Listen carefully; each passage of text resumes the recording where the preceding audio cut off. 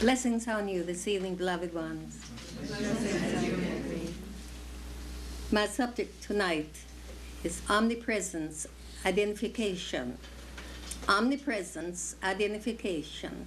But first, before I begin the subject matter for this, I want to show you a little beginning mandala, which I did about at the time immediately after Tobias's passing.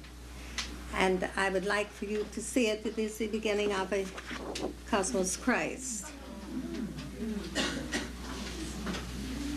And you will notice that between his eyebrows there is a figure. See the form, the head, and the throat is a chalice. The throat of the figure is a chalice, but that is also between the eyebrow, point of the eyebrows.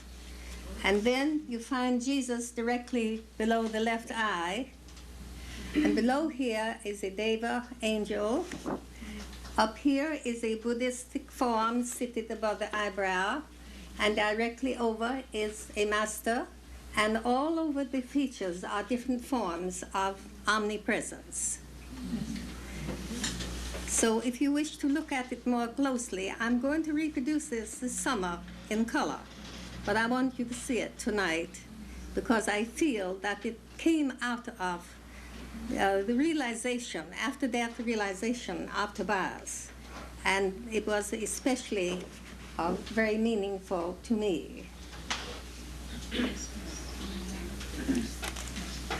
Omnipresence. It is so easy to say this word, but to have soul realization with the souls of all beings who have had God realization. This is necessary, that one have soul realization with the souls of all beings.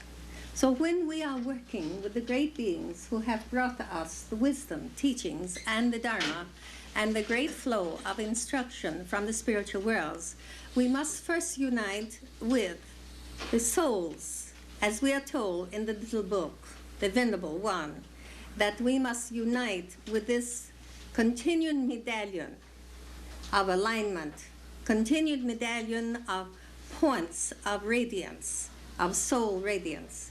And from this, there sweeps upon us in great waves of consciousness the knowledge of God realization within the universe of omnipresence. But it is especially first to realize identification with omnipresence in the very life we are living. And God awareness as omnipresence must be realized and can be realized and is being realized by those who are now entering into the serious aspect of the spiritual instruction, can be realized on the plane of every particle of life. Every instant of life, we can become aware of omnipresence, but it can only be done with the omniscient power of our soul. Because when we once have omniscient soul powers, we are in communion with all souls. When we have, finally, when we have reached the omnipresence awareness of everything being God, and everyone being God, we then have the power of omnipotence, and this power comes out of us, emanates from us as transmission. This is the power which comes from omnipresence, identification. And so each day as we go about the alternates of ordinary life, which we call ordinary, but which is not ordinary in the least. On the contrary, every single moment of our life, of our existing person, of our existing self, and of our consciousness self, is in a state of God. In some form of omnipresence, we are constantly being influenced by omnipresence. We are constantly being confronted by omnipresence. We are influenced by, first, his great law, and their governing, the governing aspect of this law in our life. And we are yearning and hoping to be so flexible and pliable to this law that we will hurt no one, harm no one, and that we will live in a state of sought for peace, and that we will be constantly living in the light so that we will indeed transmit God awareness and thus communicate it to that one who is caught in Maya darkness. I have said to you many times, explaining Maya, that the illusion concerning Maya, or the life of materiality, is that the material life is everything, and that there are forces in the material life which man is constantly working to master. And he is constantly in this conquest of mastering these so-called duality forces, or contesting forces, or competitive forces. And in doing this, when he finally comes to the understanding that these forces are a part of the saturation of Maya itself, and of especially a manifested universe of man and consciousness, which is God-centered. In other words, Maya is an expression of omnipresence, but it is an expression in a more dense form of life, a slowed down aspect of energy, yet extremely fast for us who are involved in it. This energy is amazingly fast and quick, and we only have to be in some form of lawlessness that we become aware of how fast this Maya system works to bring us back into order, because we are corrected. We are not punished, but we are corrected. We are adjusted. And we must adjust ourselves constantly to the inner flow and outer flow of Maya existence while living in the Maya plane. It has, one of the Maya delusions has been in all religions which have been given to us in the astral light. When our Lord Jesus came to this earth and came under the direction of the Christ Spirit and was filled with the Christ Spirit and was in union with the Father, he understood the Maya existence. He understood man's true nature, and he knew how to bring man's true nature forth so that he might heal himself of the suffering and bring him back into the center of his soul, and thus give him the union and uniting with omnipresence in a high degree of light. For wherever Jesus healed, he healed through the power of light. And in healing through light, he left light, which are pulsations of light which exist in the midst of Maya, which was before Jesus, the Maya before Jesus. Jesus left these living pulsations of light in this world, which we can unite with when we make union with the understanding of the inner world in which we are in the transcendental nature. Now we must learn to read the ciphers of transcendence, because only in this way can we understand omnipresence and understand God as one, the eternal one, which has so many various degrees of expression, and his very variation is creation. For there is not one moment in which the variation of diversity and of various aspects of change and various aspects of movement and also aspects of velocity, all of this is being used constantly by omnipresence. So when man shuts himself up into Maya beliefs, he is in dense energy. He is thinking through dense energy. And so he must learn how to swim out of this, or how to come out of this, how to move himself beyond the vibrations of heavy matter. How to do this, he learns by meditation, by quiet, by contemplation, by prayer, by mantras, by mandalas, and by the mala, and various forms of approaches to more and more and more light. But when one encounters omnipresence in small corrections, he should never fail to thank omnipresence for correction. He should never feel that he is embarrassed For he must first learn that he must strip himself of everything, and that he cannot have any self-embarrassment, because omnipresence is aware of the cause and aware also of the effect, because omnipresence is cause and effect. So thus, omnipresence identification, when one says to himself, I am grateful to be corrected, I'm grateful to have had this lesson, I'm grateful to have had this experience, even though it has brought me humiliation or suffering or sacrifice or pain or confinement or imprisonment or anything. Everywhere you hear now this terrible chaos in the world, you hear of death, of murder, you hear of separation, you hear of estrangement, you hear of neglect, and you hear of suffering everywhere. And we are told constantly when we are in omnipresence that this is not the true state.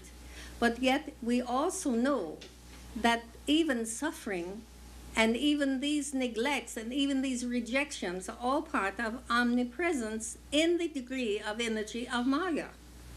And there's nothing omnipresence has ever created unless he has a cause. And there's nothing he has ever created which does not have an effect. So we must realize that when we understand these great laws of cause and effect, and also face the consequence of what we have done and what we are doing, and to know that the consequence is the face of God or the face of omnipresence, when we are confronted with the consequence of our actions, and when we have to learn the bitter lessons of realizing we can make mistakes, this is omnipresence identification. We are identifying when we have the other side of misery, which is happiness, joy. When we have the other side of misery, we also know this is omnipresence. But omnipresence desires for all of us to go beyond misery and happiness. Omnipresence desires for us to become beings of light. Omnipresence desires for us to realize that we must make the atmosphere finer in this earth, the very substance. And the more we have of omnipresence identification and realization, and understand the just laws which support omnipresence and which are omnipresence, when we understand this, we then come to the time to where we are, every time we have a realization, there is light. Every time we are honest with ourselves, there is more light. There is less weightedness, there is less death, there is less heaviness, there is less suffering, less grief. Every time we say to ourselves, in some way I have gone astray, and my sense of consciousness is of the heavier energies, and I must move out of this. So we learn how to move out of this into light. We learn by degrees of light, and every day we should assess our days and say, how much light did I bring today? How much light have I seen today? How much light have I known today? And in this, one becomes free and buoyant. In the heavy Maya, he rises above the Maya system of heavy and dark electricity, because the black electricity is suffering, and the red electricity is anger. And this world presently is sick with anger. It is sick with anger because in the souls of men there came a great avatar who was the uniter of all souls. And because men were still closed in their eyes, and their ears were so stopped with the heaviness of Maya, they did not hear his voice. And they are angry. They do not know why they are angry. They're angry subconsciously. And so they think that every person is the enemy. They think that every condition is unjust when it does not give one his own desires.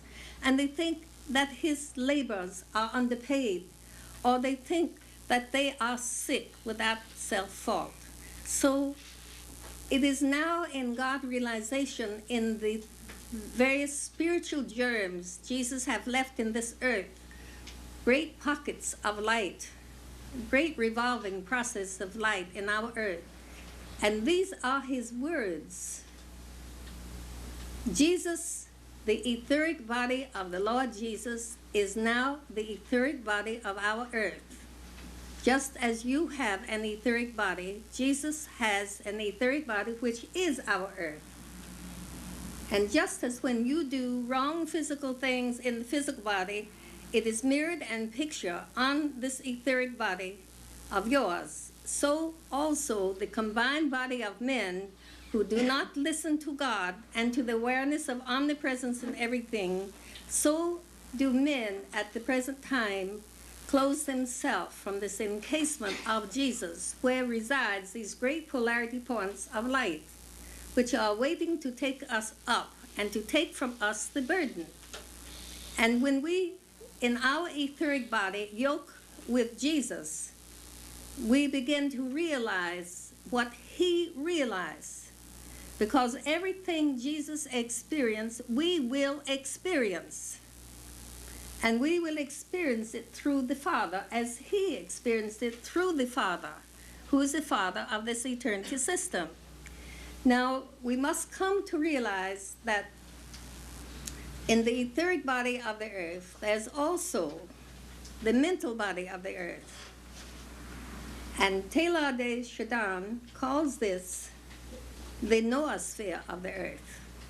He states that there was, before Jesus, a biosphere, which was the organic reproduction system of men and the earth, and of all forms of sentient life, and that it still exists. But he says presently we are coming into a noosphere, which is the mental body of the earth. And he is right, because the mental body of the earth is inhabited by the Christ. And that mental body knows all of the laws of cause and effect, because that mental body is the causal body of the earth and correlates to our causal body, or the higher self, or the higher mind. And thus, when we receive the Christ, we are in the etheric body of Jesus. We are one with him.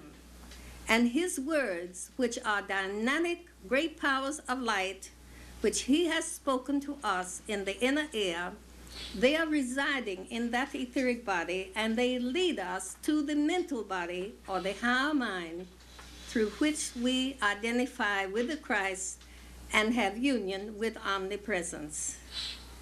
As Jesus understood that God was all, was everything, and understood that the Father in him did the works, did all of the work that dwelled in him, and also Jesus understood when he spoke so very often of their not knowing him, he meant the Christ in him.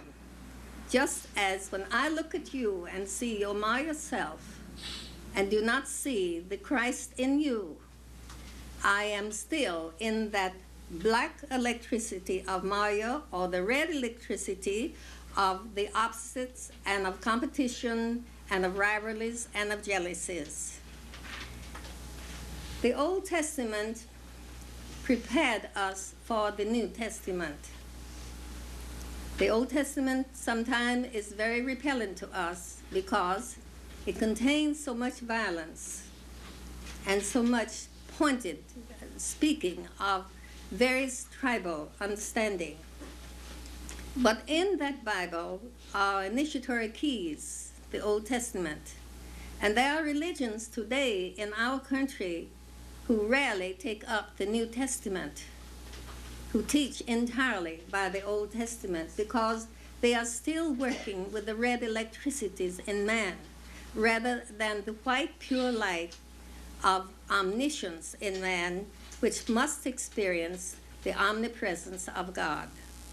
They are seeing in man his sins more than they are seeing his purity of his soul and the progress before him and the development of his great spiritual powers in this earth by the mastering of these dark forces. Tonight, our last reader, or that is our second reader, was speaking of Neptune. There's a certain thing about Neptune that if it's placed in a certain house, it exposes you to certain initiatory action. When Neptune is placed in the 12th house, it exposes you to demonic action. Or that is, your initiation is to master and rise above the demonic forces and to have exorcising powers to overcome dark spirits. And the dark spirits which one exercises finally are the dark spirits within one's own nature, his own darkness, his own despondencies, his own depression, his own non-belief, his own lack of faith. These are dark spirits. And these are exercised by a teacher having Neptune in the 12th house. And it is because he has gained that power to enable him to exorcise or cast out the lack of faith, the lack of ethic, to cast out the thinking that one is in a state constantly of uselessness, or a state in which he believes that everyone is living in the state of sin, and therefore why should he, one little tiny atom or unit of consciousness, try to be good? The hopelessness which is presently hypnotizing everyone in the world is that everyone is sinning, everyone is cheating, everyone is lying, and everyone is living in a state of darkness. And that is the dark spirit consciousness. If we are to come to be aware of omnipresence, awareness, and identification, we must begin as if we were the finest of scientists, with laboratory probing in a way that we can see all of the fine points of the laws and manifestation and the face of omnipresence in all of our affairs. In the tabernacle of wilderness, there was a place in the middle temple of Aaron's temple. And on the right side, there were 12 loaves of bread. And these represent the 12 countenances of God, or the 12 prototypes or zodiacal types in the world, or the 12 apostles, or the 12 minor prophets, or the 12 great gates into paradise. All of these 12 aspects of omnipresence, identification, are speaking to us in the cipher of transcendence. When we meditate, we open ourselves to this inner language. We learn to communicate with these symbols and to know what they are saying to us about omnipresence. But we must learn by meditation to so encompass everything in consciousness, to move out of our bodies, to move into the world, to move out into the universe. And in that way, we are aware of omnipresence as one in all. We must stay in that sense all of the time while we are still attending to the minute affairs of research and self-examination and seeking to find omnipresence, identification in every single event in our life, and knowing that what we call justice is a mere incident of a cosmic law. And what we call injustice, justice is also the same. In other words, it is merely the working of forces which are using us in this earth to develop a certain sort of consciousness. So the first thing we must learn is to have revenge towards no person, to have no feeling of revenge or desire for retaliation, and also especially to blame no person for anything ever having happened to you. In other words, one must come face to face with the knowledge that what has happened has come and been produced out of omnipresence, stirring it up into your life, bringing it to the surface. Now, the dark spirits dwell especially in your lower part of Kweli, or subconscious mind. And they are constantly feeding you with doubt, and especially the doubt of yourself, of your own self-ability and your own self-confidence and assurance. When you're aware of omnipresence and when you have identification with it, you are not egotistically confident. You are not ego assured. You are in a state of God awareness, and you are a particle of light and life, which is finer in the state of matter than those who have ego rapport with all things. When we are talking about the little ego, we are talking about all of the things having fed us in the lesser mind, telling us certain things about how we have inherited certain qualities from our family, or how we have have inherited possessions from our family or from someone, or how we have inherited spiritual gifts. All of this is part of the little ego if there is that form of pride and separateness which keeps us in the dark electricities in which we are not aware of this wonderful embodiment of Jesus in our total eternity system, and how he is with us in his very presence every second, and how the Christ is within our mind at all times, and how we can turn to him, and then through meditation, and how we can go out of the reaches of the darkened side of Maya and move into this. But remembering yet that Maya is God. And the laws which keep Maya, for instance, it is like churning milk, having butter all the time in a rounded surface in which there's a churning going all the time, and there's cream coming up all the time to the top, but there is always this movement continually of the alternates in the churning, and this is going on. But when one finally gets out of this, he is out of the confinement, and he is in the place where he is in the etheric body of Jesus rather than in the Maya egg of matter. But matter is not to be despised. It is your milieu, it is your stuff with which you are working. When you first entered this earth, your first breath took into you not only the prana, but all of the forces of Maya into your body.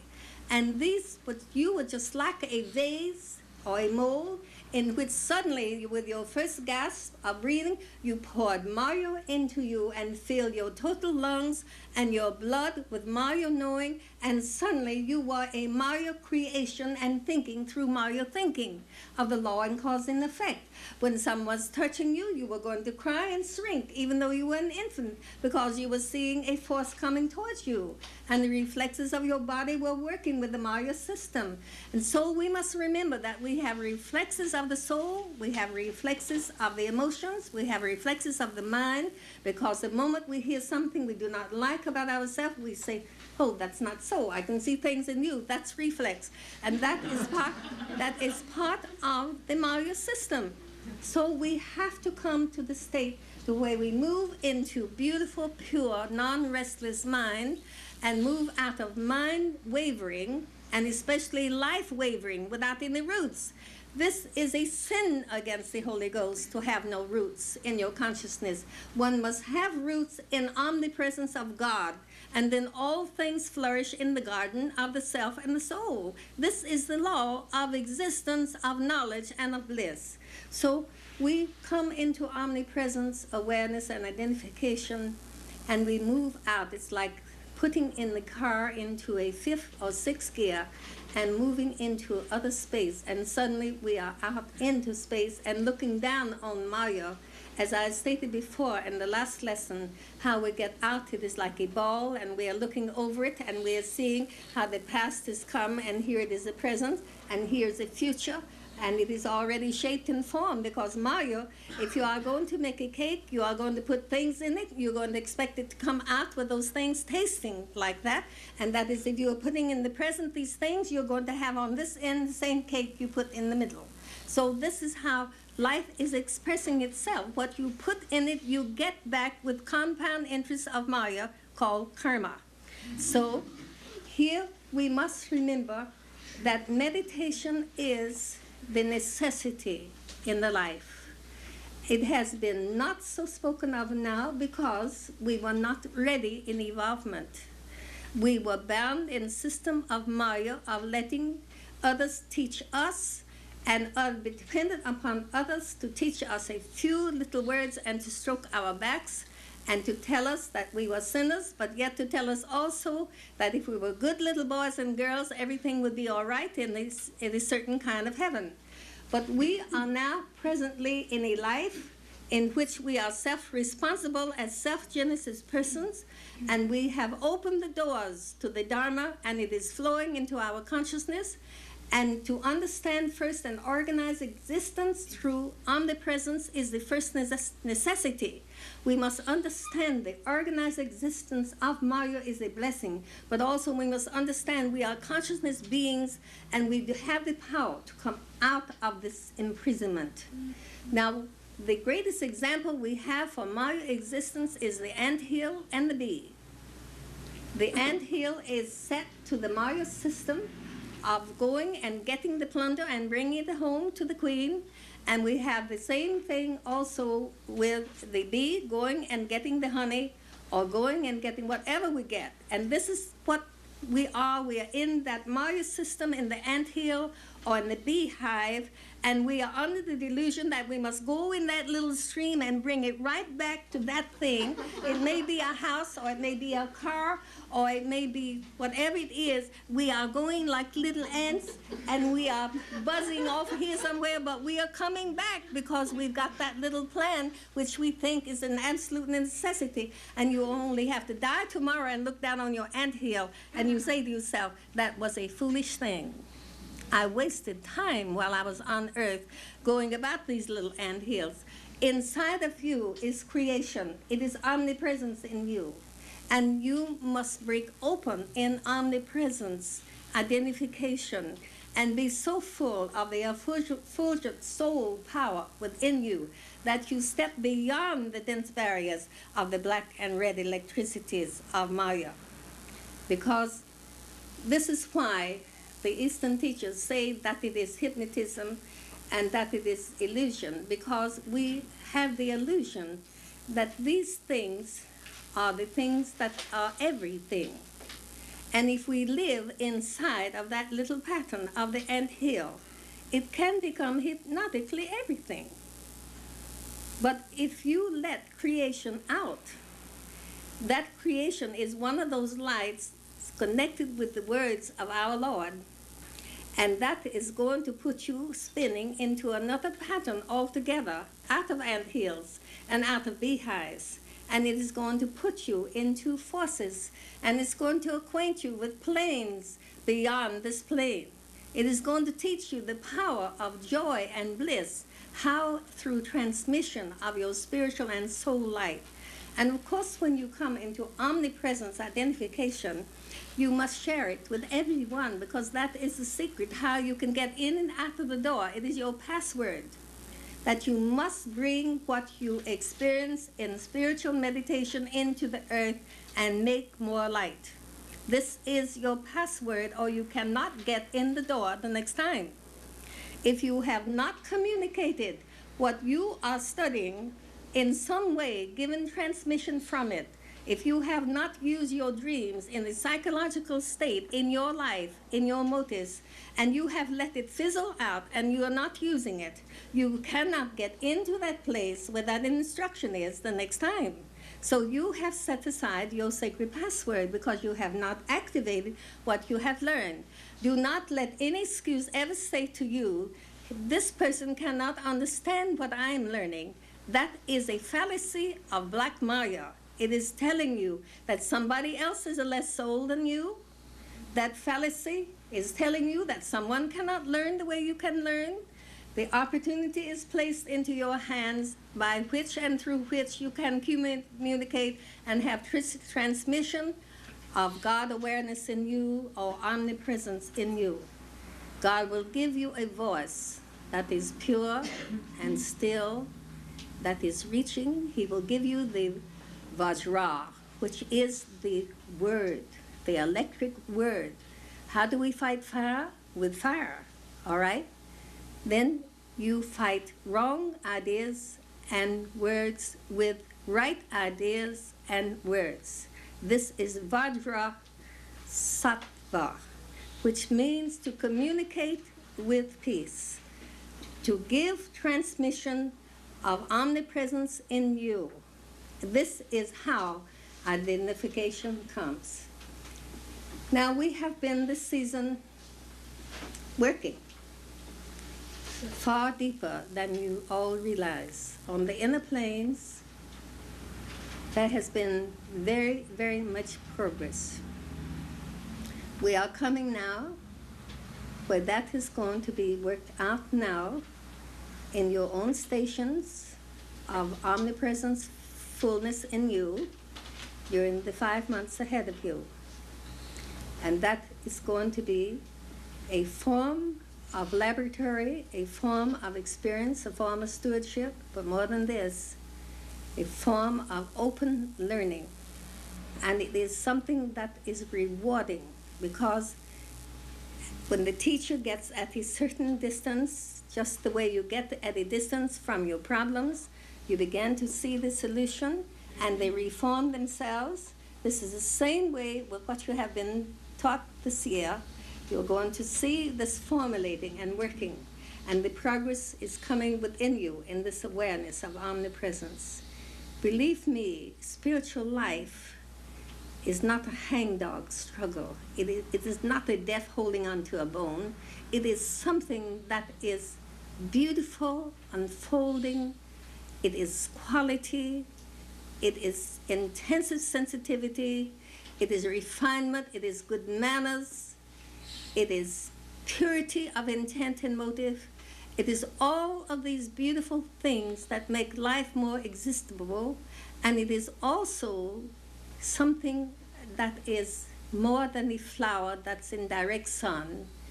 It is like a flower that is in ice and snow, but also sun.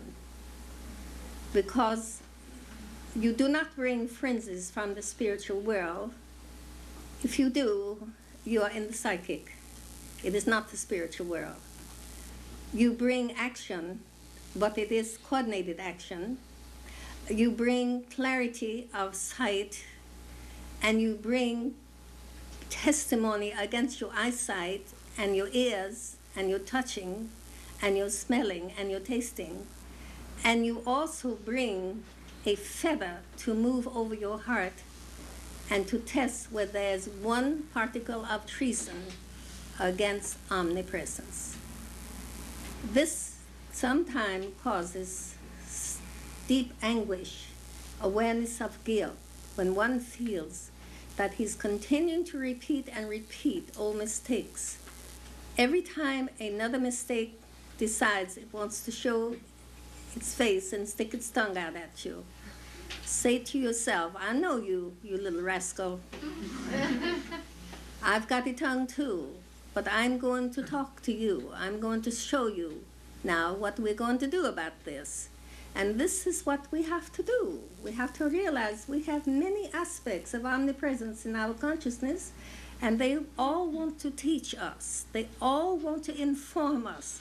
They all want to provide us with ammunition to live our lives, and by that to enter into that beautiful rainbow door of continuity of instruction and moving into the parabolic chain of interpretive ideas of omnipresence everywhere.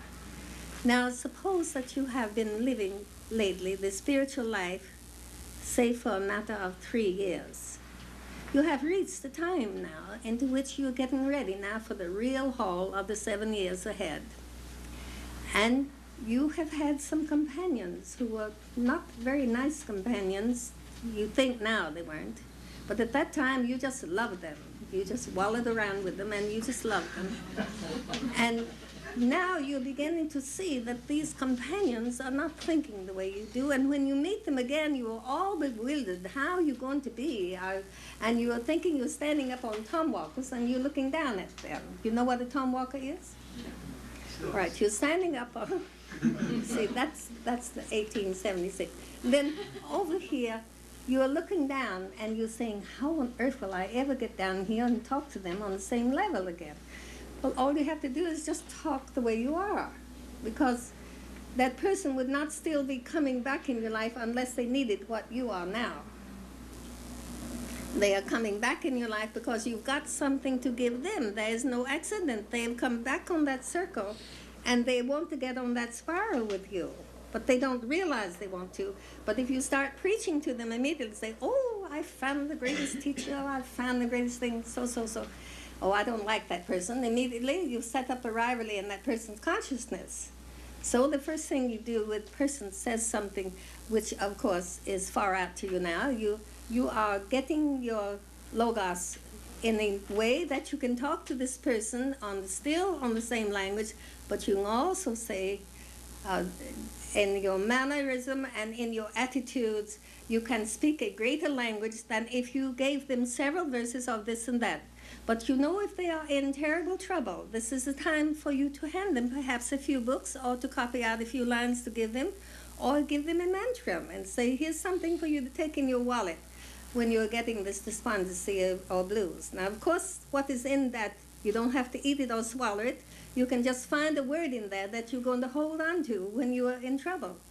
So this is what is happening now in all of us. I see it, I know it, I feel it. I'm happy for it, that we are getting out of centeredness, getting out of tightness, and getting out of ideas. And we so often say that, oh, I wouldn't have that sort of religion way back there, when men were doing all sorts of things, human sacrifice and things of the kind. Oh, no, that's barbaric. Oh, no, those are superstitious things. Well, do you know that we appear that way to the masters?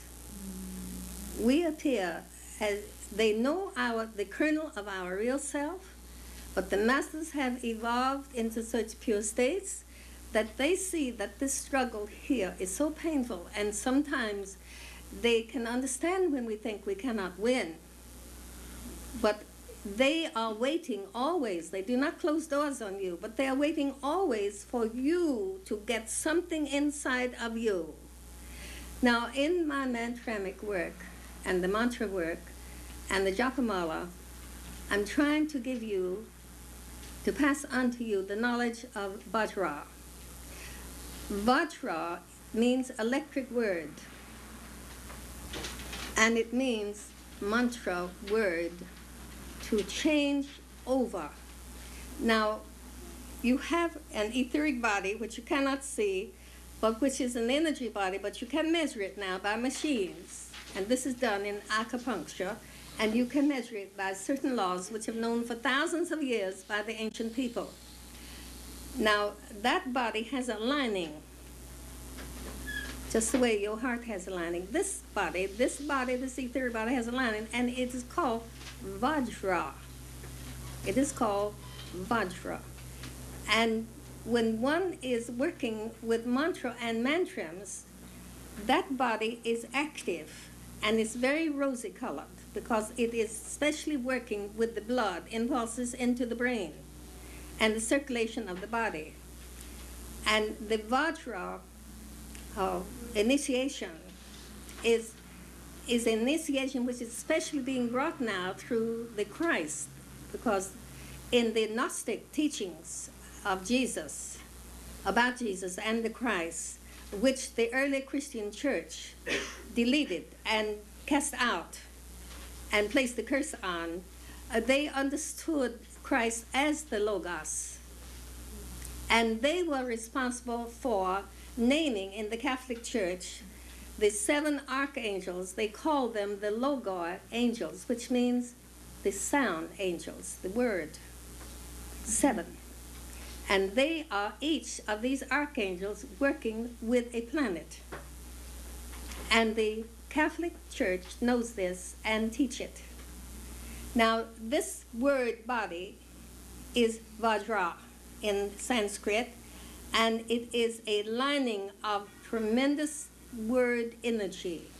When you say a mantra, you are moving out of Maya, black electricity, into a high degree of consciousness. You know your body is not going to live. The earth is going to die just the way your body is. But consciousness is never dead. Consciousness is always alive. Consciousness is the only thing you have. So you must learn how to come into centeredness in your consciousness and to be absorbed in the great sea of omnipresence consciousness and into that omnipresence sea. And through the word, the Vajra action or learning of the etheric body, this is how you get the elevator to move out. This is how you move out of Maya. Speaking mantras and mantrams. Every mantram in Niscience is directed with a key Vajra word, electric word, to disassemble your karma of the negation, to open you to the state of Sattva grace. Sattva grace is awareness through Lord Jesus of the Father and of the Christ and of God.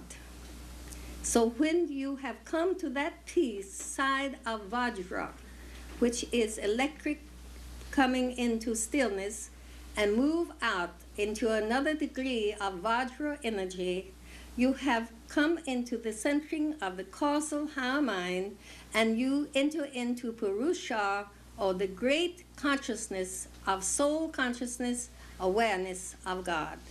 And thus, omnipresence identification is the overflow from your meditation, that when you are meditating, or when you worship, or when you read a book, or when you pray, there is an overflow of omnipresence wanting to identify every particle in your life into your consciousness and wanting to tell you what is happening.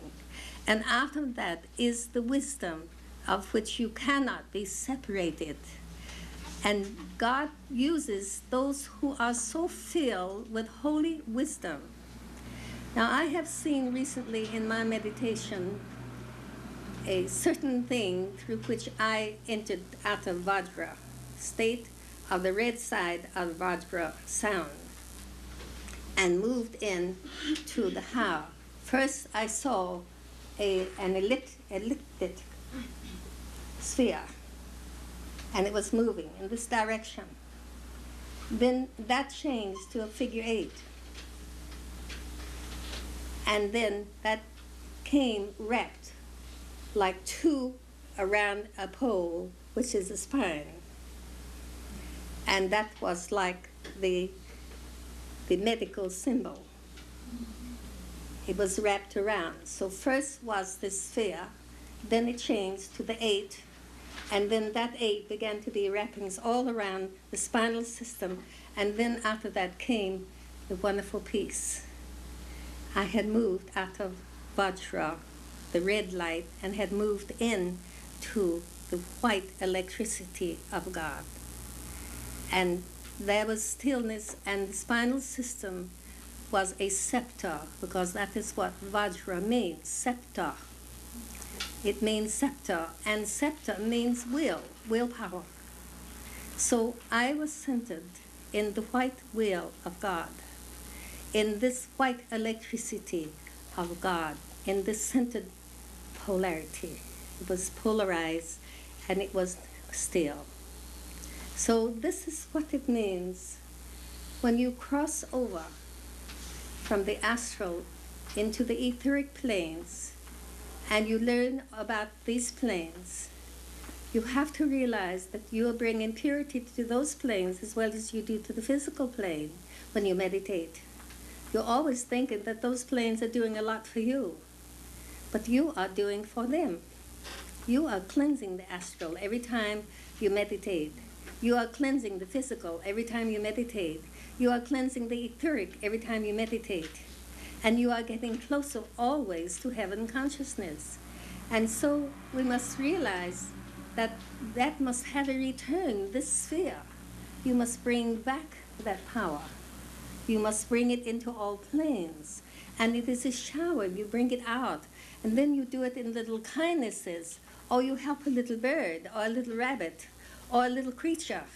Or you help a child, or you teach a child, or you're a patient in a mathematical proposition in your work, or you're no longer saying to yourself, I cannot stand this horrible job. It is just repetition, and I cannot take it any longer.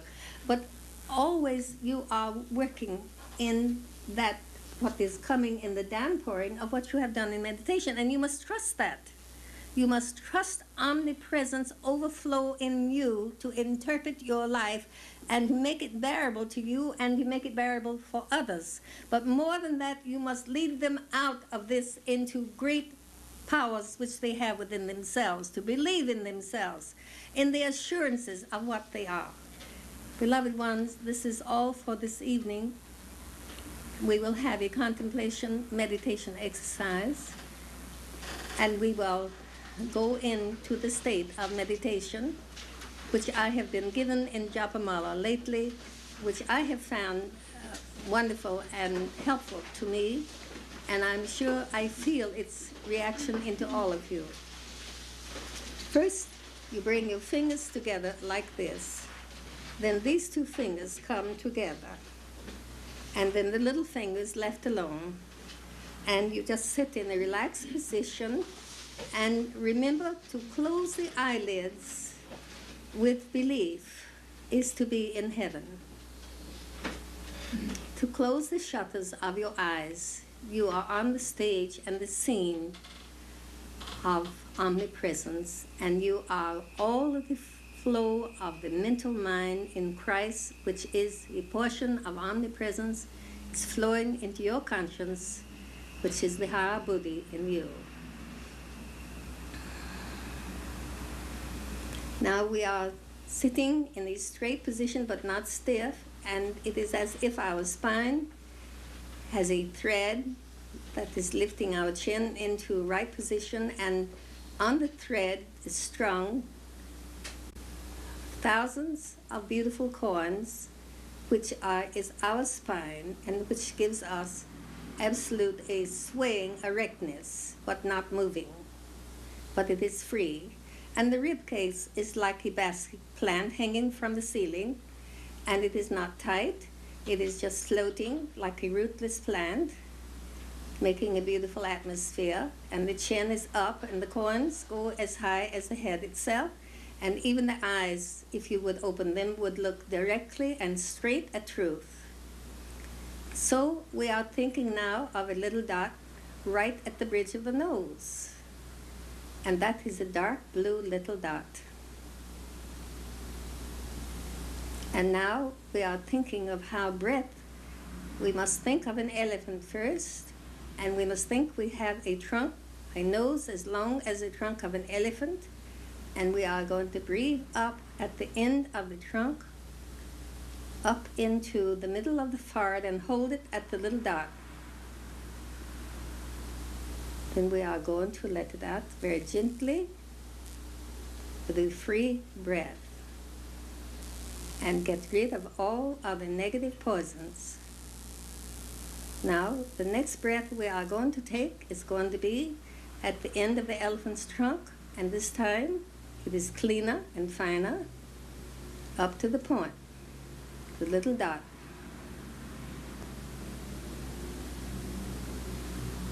Now we are breathing out again to the end of the elephant's trunk.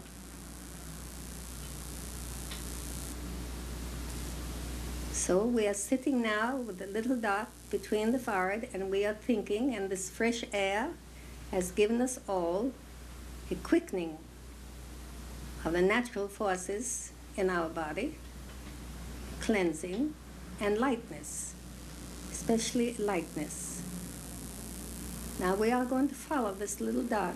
We're going to follow it into the hairline, and right between the middle of the hairline and back in the little dot, there is a round stone, a spherical shaped white stone. Now that is called the Linga Shiara, and it is the key door, or the holding together of every body we have, physical, etheric, emotional, and mental. It is the holder together of those bodies. But in Niscience, we call it the indestructible atom, and it holds our bodies together. So when we are meditating now, these bodies become very loose.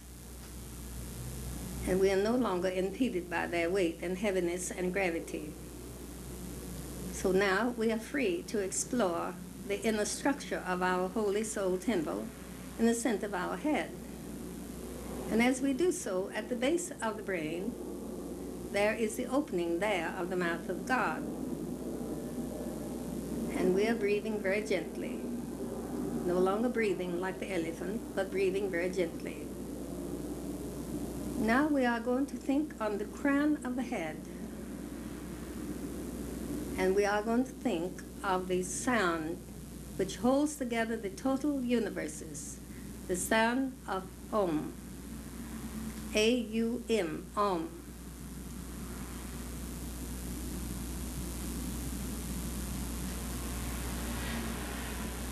And we are letting our consciousness do the breathing now.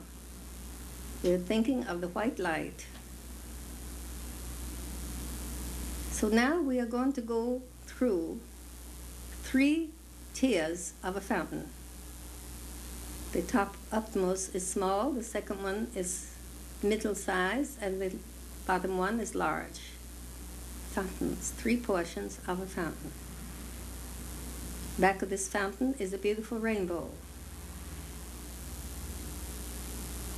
And now we go through the rainbow and we go and see a beautiful waterfall right before us. So we are going under the waterfall. And we know now that the waterfall is the archetypal chord. And it is making a beautiful sound. We're going now into a mountain that is back of the waterfall. We go into a sacred door. There's no sense of guilt here, no sense of giving anything up. We are in everything, we have everything, we are everything in God. And now suddenly a blazing light comes over the total head. It is like a great diamond. We are centered. Now, with a very cool, detached way of speaking. In the omnipresence I am. In the omnipresence I am.